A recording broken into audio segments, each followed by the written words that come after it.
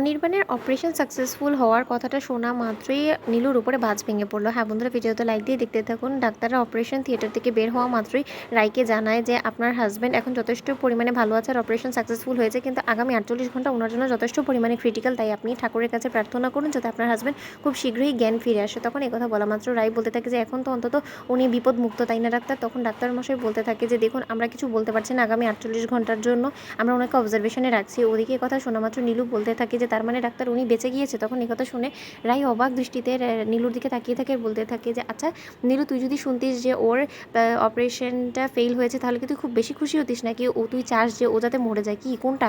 নীলু, আমি তো তোর কোনো কথাই স্পষ্টভাবে বুঝতে পারছি না, তুই কি বোঝাতে চাচ্ছিস, কি করতে চাচ্ছিস? তোর কথার সাথে কাজে কোনো রকম কোনো মিল পাচ্ছি না। তখন এদিকে শর্মী বলতে থাকে যে আচ্ছা ডাক্তারবাবু, আমরা কি আমার দাদাভাইকে একবার দেখতে পারি? তখন একথা বলা মাত্র ডাক্তাররা বলতে থাকে যে দেখুন, এখন আমরা কাউকেই পারমিট করতে পারবো না, ওনার বাড়ির লোকেদেরকে এখন আমরা যদি অ্যালাউ করি তাহলে হয়তো বা উনি অনেক বেশি টেনশনে পড়ে যেতে পারে, আর যেহেতু ওনার জ্ঞান নেই তাই আমরা এরকম কোনো কিছুই আমরা অ্যালাউ করবো না। ওদিকে নীলু বলতে থাকে যে আচ্ছা ডাক্তারবাবু, আপনি আমাকে একটা কথা বলুন তো, যদি 48 ঘন্টার মধ্যে ওনার জ্ঞান না ফিরে আসে তাহলে আমরা কি ধরে নিব উনি মৃত? তখন একথা শোনা মাত্র অনির্বাণের মা সপাটে আর নীলুকে চড় মেরে বলতে থাকে যে খবরদার, তোমার এই কাল মুখ থেকে যদি আমার ছেলের জন্য আর একটা অমঙ্গলের কথা বের হয় তাহলে কিন্তু নীলু, আমি তোমাকে এখানে মেরে ফেলবো। ওদিকে নীলু বলতে থাকে যে আন্টি, আপনি আমার গায়ে হাত তোলার সাহস কী করে পান বলুন তো? কী এমন খারাপ বলেছি? সত্যিই তো কথা বলেছি, যদি আগামী 48 ঘন্টায় ওনার জ্ঞান না ফিরে আসে তাহলে তো ওনাকে মৃত হিসেবে আমাকে ধরে নিতে হবে, তাই না? কারণ ডাক্তার তো বললো যে যথেষ্ট পরিমাণে ক্রিটিক্যাল কন্ডিশন অনির্বাণ দাদাভাইয়ের। ওদিকে এই কথা বলা মাত্র নীলু বলতে থাকে যে দেখ দিদি ভাই, তোর শাশুড়ি মা আমার গায়ে হাত তুলে কিন্তু মোটের কাজটা ভালো করেনি। ওদিকে রাই বলতে থাকে যে আমার শাশুড়ি মা তো তোর উপরে শুধু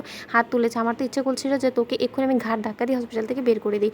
ওদিকে একথা বলা মাত্র নীলু বলতে থাকে যে দিদি ভাই, আজকের এই অপমানের পর তোর বরের উপর দিয়ে যে কত বড় আঘাত আসতে চলেছে তুই সেটা কল্পনা করতে পারছিস না। ওদিকে ডাক্তাররা যখন সিসিইউ রুমে অনির্বাণকে শিফট করে, ঠিক সেই সুযোগটা নিয়েই রাতের বেলা নীলু অনির্বাণের কেবিনে গিয়ে শ্বাসরোধ করে অনির্বাণকে মারার চেষ্টা করে, আর ঠিক সেই সময় হাতে না হাতে নীলুকে সূর্য ধরে ফেলে আর বলতে থাকে যে পুলিশ অফিসার দেখেছেন, আমি যেরকমটা সন্দেহ করেছিলাম সেটাই তার মানে সত্য হলো। আমি বলেছিলাম না আপনাকে যে আসল অপরাধীটা আমাদের সকলের মাঝেই আছে, আর সে আর কেউ না, সে হলো আমাদের চিরচেনা অপরাধী নীলু। তখন নীলু বলতে থাকে যে আমি তো অনির্বাণ দাদাভাইকে এখানে শুধু দেখতে এসেছিলাম। তখন এই কথা বলা মাত্র পুলিশ অফিসার বলতে থাকে আর আপনার হাতে এই বালিশটা কী কারণে?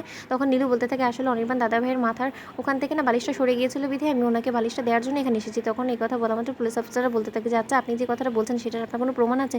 কারণ উনি তো দিব্যি ঘুমের ঘোরে পড়ে আছে অজ্ঞান অবস্থায়, তা সত্ত্বেও উনি মাথাটা কী করে সরে গেলো বলুন তো? ওদিকে রাই এসে বলতে থাকে কী ব্যাপার, এখানে কী হচ্ছে? তখন সূর্য বলতে থাকে যে তোমার স্মৃতির সিঁদুর মুছতে চলেছিল তোমারই বোন, তোমার বোন আরও একবার অনির্বাণ দাদাভাইকে শ্বাসরোধ করে মারতে চেয়েছিল, কারণ ওর প্রথম চেষ্টা যেহেতু ব্যর্থ হয়েছে তাই ও এই যাত্রায় ওর প্ল্যানটাকে সাকসেসফুল করার জন্য আরও একবার চেষ্টা করেছে, কিন্তু এই যাত্রায় আর ওর বাঁচাটা হলো না, ধরা পড়ে গেল। তো বন্ধুরা, ভিডিওটি ভালো লেগে থাকলে অবশ্যই লাইক এবং শেয়ার করে সাবস্ক্রাইব করতে ভুলো না।